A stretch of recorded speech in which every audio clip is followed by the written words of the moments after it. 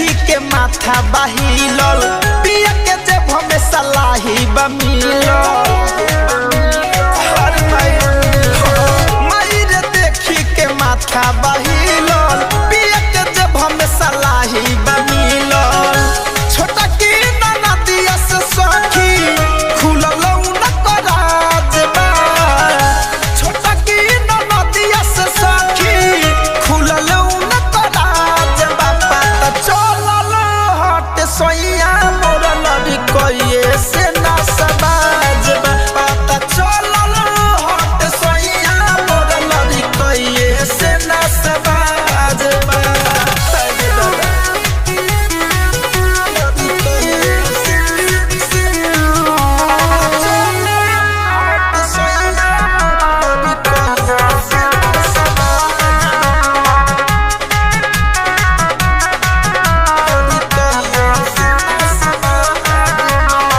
मायरे पियावा चोरा छुपा के रोज करत रहे ना सारे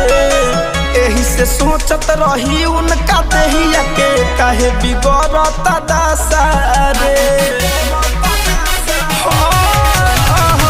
मायरे पियावा चोरा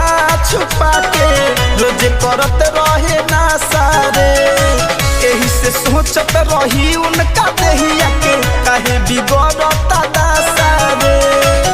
जननी होगा जाके उनका पहले से रियाज बा जननी होगा जाके उनका पहले से रियाज बा पता चलल हो कि सोइया मोर लड़ी कइए से ना समाज बा पता चलल हो कि सोइया मोर लड़ी कइए से ना समाज बा कइए से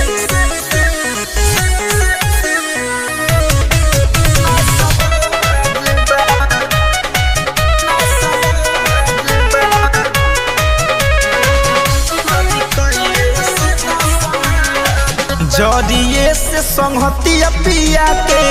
बावे का दो गलत रे सूरज सूर्या धरे धनंजय धैले बना सके लतरे